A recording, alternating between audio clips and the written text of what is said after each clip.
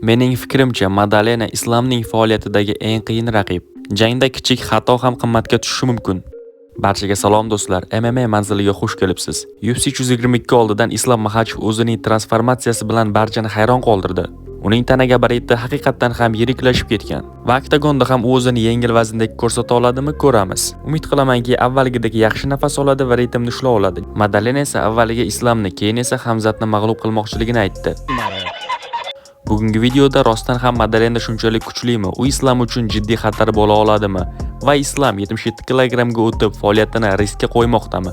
To'liq tahlilni sizlar bilan qilamiz. Kim qayerda kuchli, kimning imkoniyatlari yuqoriroq? Videoga like bosib, kanalga obuna bo'lib qo'yish esdan chiqmasin. Barchasi sizlar uchun do'stlar.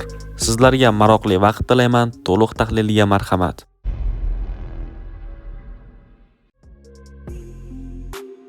Albatta, Belal bilan jangda juda ham ko'p odamlar hayron qolishdi. O'sha jangda uning kuchi qayerda edi? O'ziga ishonmadimi? Nima uchun bunday mag'lubiyatga uchradi? Juda ham ko'p savollar tug'ildi. Rostdan ham u GDMga kurashni o'tkaza olmadimi yoki o'zi buni xohlamadimi? Shu kabi savollar muxlislarning boshini aylantirdi. Yoki uning Habibning qo'l ostidan ketishi xatomidi? Lekin endi buning ahamiyati yo'q. Balki Belal doim shunday bo'lgan va Madalena undan kuchli bo'lib chiqdi. Agar jangga nazar tashlasangiz, Madalena Belalni qo'l harakatlari, oyoq harakatlari, timing va ajoyib boksing va takedownlardan himoya orqali lol qoldirdi. U kanvasda tiragan holatda Belalga takedownlarga tushishga yoki uni nazorat qilishiga imkoniyat qoldirmadi. GDM strategik fikrlagan holda o'zining nafas olish ritmi va kardiosini ajoyib taqsimladi va hatto kardio mashinasi bo'lgan Belalni charchatib qo'ydi. Va jang natijasi e'lon qilinishi bilan Makhachev Twitterda 2 vaznda chempion bo'lish vaqti keldi deb yozdi. Madalena ham bu jang ajoyib chaqiriq bo'lishini va u Volk uchun qasos olishini ta'kidladi. Endilikda bu holatga va bu jangga real nazar tashlaylik. Makhachev yuqori vaznga ko'tarilmoqda. Unda yetarlicha tajriba bor. Bu borada unga hech qanday gap so'z bo'lishi mumkin emas. U chempion nomdor jangchilarni mag'lub qilib o'z vaznini tozalab chiqdi. Qattiq intizom asosida qurilgan mashg'ulotlar, stoik fikrlash va yuqori darajadagi IQ bilan bu yurgacha yetib keldi. Madalena yarim o'rta vaznning tabiiy jangchisi. Oyoq mushaklari juda katta va qo'llarida ajoyib kuch bor. Va Islom jang qilgan oldingi barcha jangchilardan ko'ra kattaroq va kuchliroq. Islom har doim gabarit jihatdan oktagonda raqiblaridan katta bo'lgan. Bu safar esa unday bo'lmaydi. GDMda Islomga o'xshab katta tajriba yo'q, lekin u orttirmoqda. Lekin unda yetarlicha ishonch, qat'iyat va motivatsiya bor. Va ayniqsa Belalni mag'lub qilganidan keyin bu jihatlar yana o'sdi va bu yigitni 0-2 professional rekord bilan boshlaganini esdan chiqarmasligimiz kerak. Islomning kardiosi yengil vaznda yetarlicha mukammallashgan edi. Clinch, takedown, nazorat, ground and pound hammasi maromida edi. Lekin endi savol boshqacha. Yarim o'rta vaznda bu kardio qay darajada ishlay oladi? Albatta ko'proq mushak, ko'proq kislorod talab qiladi. Og'ir jangchilarga qarshi kurashda esa 2 barobar energiya ketadi. Bu degani bitta takedownning o'zi avvalgidan ancha ko'proq kuch so'raydi degani.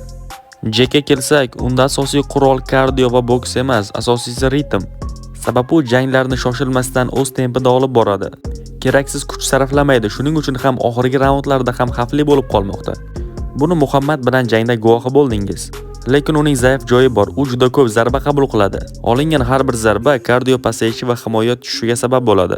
Aytaylik, Makhachev erta bosim qilsa, Madalena tempni yo'qotadi. Himoyasi tushadi va Makhachev jangni o'z qo'liga olishi mumkin. Ammo agar jang markazda davom etadigan bo'lsa, Madalena o'z ritmini ushlab 5 raund davomida xavfli bo'lib qoladi. Chunki u kardiosini strategiya bilan boshqaradigan jangchi.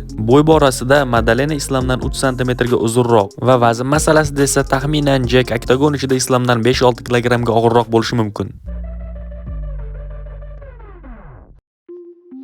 GDM nafaqat Belalni mag'lub qilib chempionga aylandi, balki bu kardio mashinasining 14 ta takedownlardan 11 tasini muvaffaqiyatli qaytardi. Xo'p, qog'ozda aytadigan bo'lsak, Makhachevning eng katta ustunligi bu uning kurashi. Garchi u yarim o'rta vaznga o'tgan bo'lsa ham, nazorat va yerda ushlab turish ustunligini ta'minlay oladi. U harakat qiladigan har bir clinch va takedown bu jang ritmini o'zgartirish va raqibni charchatish imkoniyati. Va Makhachev yerda juda xavfli. Ammo Madalena ham unchalik zaif emas. U yerda himoyani yaxshi saqlay oladi va passiv bo'lmaydi. Shuningdek, unda ajoyib pozitsiyani tez tiklay olish imkoniyati bor. Agar u markazni va masofani to'g'ri boshqarishga muvaffaq bo'lsa, Islomga yaxshigina muammo tug'dira oladi. Chunki kurashda boshqariladigan ritm va kardio muhim rol o'ynaydi. Shuningdek, Madalena faqat kurashdan himoyalanish emas, balki kontur hujum sifatida ishlatish ham mumkin.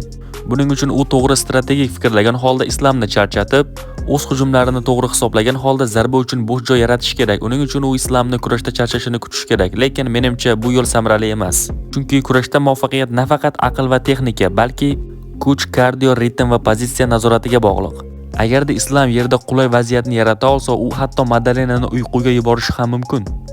Ayniqsa uning dars cho'k uslubi juda xavfli. Lekin Madalena osonlikcha taslim bo'ladigan jangchilardan emas. U imkon topildi deguncha turishga harakat qiladi. Qisqasi, kurash bu jangning eng muhim omillaridan biri. U nafaqat yutish yoki yutqazish orasidagi farqni belgilaydi, balki kim jangni nazorat va tempni belgilashini ham ko'rsatadi. Kurashdagi har bir pozitsiya, har bir burilish va har bir yerga tushish bu jang natijasiga bevosita ta'sir qiluvchi imkoniyatdir. Lekin 80% holatda bu yerda islomda imkoniyat bor. Endi esa striking, zarba berishni muhokama qilamiz. Maxachevning ham zarba berish mahorati rivojlangan. U raqibni bosim ostida ushlab turadi, zarbalarni hisoblab beradi va bir vaqtning o'zida kurashga o'tish imkoniyatini yaratadi. U zarbalarni kuch bilan aniq nuqtaga yo'naltiradi, asosan bosh, tananing o'rta qismi va oyoq bilan. Va albatta siz uni tik holatda dahshatli nokautlarni ko'rgansiz. Madalena esa bu boshqa stil. U juda tez, texnik jihatdan mukammal va portlovchi zarbalar bera oladi. Va unda ajoyib jab, cross, tana zarbalari bor. U bir vaqtning o'zida ajoyib tayming bilan bu kombinatsiyalarni mukammal ishlata oladi. Bu esa islom uchun haqiqiy xavf. Misol uchun islom zarbalarni ishlatgan holatda takedownga kirmoqchi bo'ldi, lekin Madalena bu yerda istalgan vaqtda tutib olishi mumkin. Va bu yerda GDM aniq favorit. U bosim orqali raqiblarni yo'q qiladi. Agar islom vaqtida takedown qila olmasa, kurashga kirmasa, bu uning uchun qayg'uli yakunlanishi mumkin. Va bundan tashqari u har bir zarbasini aniq hisob-kitob bilan berishi kerak. Ortiqcha qilingan har bitta harakat va kichik xato ham qimmatga tushishi mumkin. Va islom bu haqida yaxshigina o'ylab ko'rgan va ajoyib reja bilan chiqadi deb o'ylayman. Habib ham unga ko'proq stoykada ishlashga imkoniyat bermaydi, chunki raqib GDM-ku. Muhammad bu ishni qilib ko'rdi va tik holatda yaxshigina shikastlandi. Menimcha islom bunday riskka bormaydi deb o'ylayman. U Belalning xatosini takrorlamasa kerak.